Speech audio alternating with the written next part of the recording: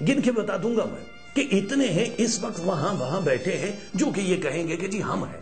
Choice سب کی ہوگی کہ اس کی راہ میں چلے جائیں. کتنے ہیں جو اس کی شدت میں اپنے آپ کو کاٹ رہے ہیں, نوچ رہے ہیں, جو وہ کہہ رہا ہے وہ مان رہے نہیں, کیونکہ ہم نے اپنے پریوار, اپنے گھریلو زندگی کو زندہ رکھنا ہے. جن لوگوں کی ذمہ داریاں دی ہیں یہ بھی اسی نے دی ہے, وہ آپ کا کندھا دیکھ کے دیتا ہے.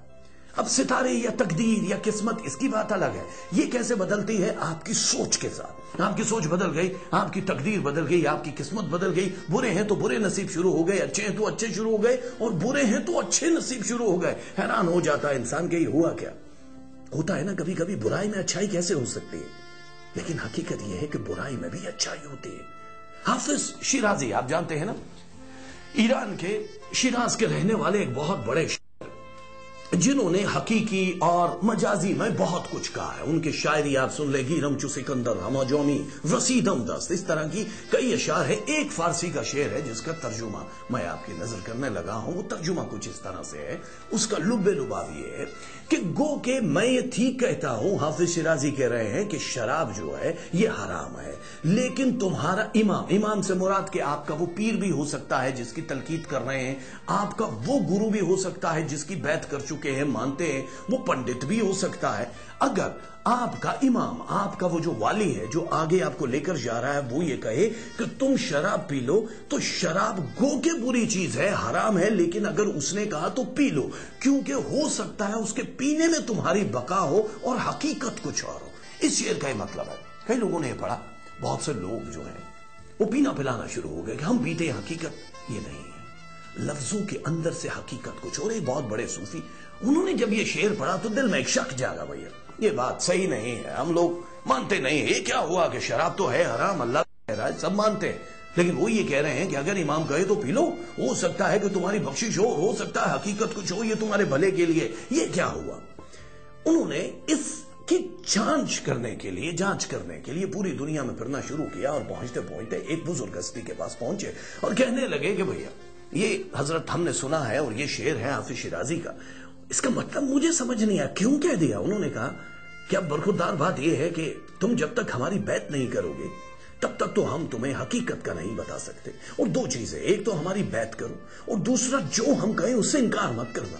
یہ دونوں کام تمہارے لیے مشکل ہوں گے. انہوں نے کہا ٹھیک ہے, حقیقت تک پہنچنا ہے, یہ تو کرنا پڑے گا. بیعت کر لی گئی, مان لیا گیا. انہوں نے کہا ٹھیک ہے, اب وہ عبادتیں شروع ہو گئی. پہلے تو ریاضت پریکٹیکل دیکھ رہے ہیں کہ اتنے پارسا, اتنے نیک ہیں, اور ایک دن کہنے لگے آپ نے مجھے کہا تھا کہ آپ مجھے اس شعر کا مطلب بتائیں گے. کہنے لگے ٹھیک ہے, ہم بتاتے ہیں تمہیں مطلب, یہ ہمارے سے 50 روپے لے لو, اور فلاں علاقے میں, وہ علاقہ صرف کنجروں کا علاقہ ہے. کنجر لفظ یہاں جو استعمال ہوا ہے مختلف لغتوں میں, کتابوں, وہ ہوا ہے ان لوگوں کے لیے جو عورتوں کا دھندا کرتے ہیں, ان لوگوں کے لیے لفظ استعمال ہوا ہے. فلاں علاقے میں کنجر رہتے ہیں, وہاں جاؤ اور انہیں کہو کہ بھئی مجھے تمہاری کسی لڑکی کے ساتھ رات بتانی ہے, اور جو کچھ دیکھو تم ہمیں بتانا. پہلے تو وہ چیخے چلائے, انہوں نے پھر کہا کہ اپنی شرط پہ قائم رہنا, جو کہا تھا کہ بولو گے نہیں, جو ہم کہیں وہی سچ ہے. کہنے لگے ٹھیک ہے, مجبوراً کرتے, اور کچھ بھی نہیں ہے چارہ. وہ 50 روپے لے کے چلے گئے, وہاں جا کے کہا جو کچھ انہوں نے کہنا تھا, اور انہوں نے 50 ہی روپے طلب کیے, اور کہا کہ یہ عورت حاضر ہے اور بالکل فریش عورت ہے.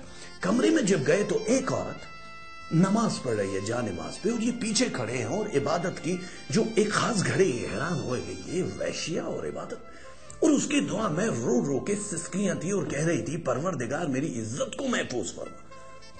پیچھے مڑ کے جب دیکھا تو وہ آدمی تھا, بزرگ تھے.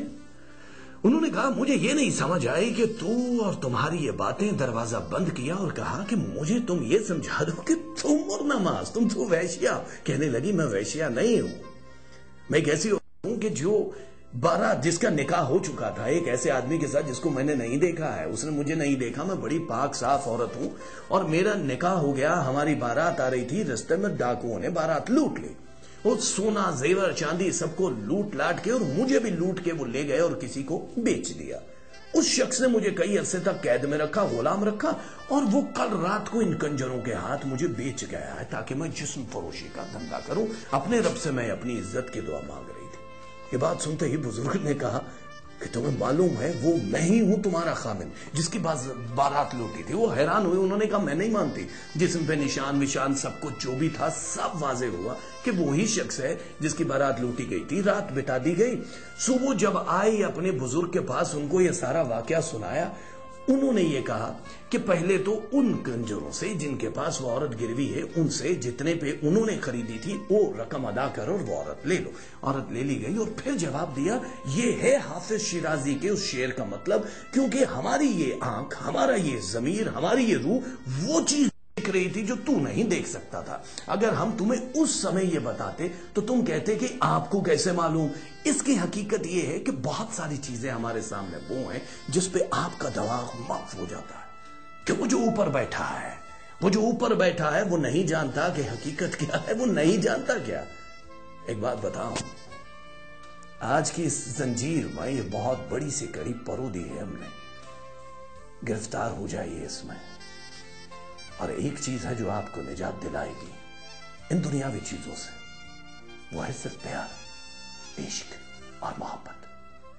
خوش رہیے, آباد رہیے, اسی طرح مزے سے زندہ رہیے. اور آج کی اس محفل کا شب کا آغاز ہم نے کر دیا اپنے بکھرے ہوئے لفظوں کے ساتھ, جو کہ ہمارے دل پہ, دماغ پہ ایک خاص طرح کا بوجھ لیے ہوئے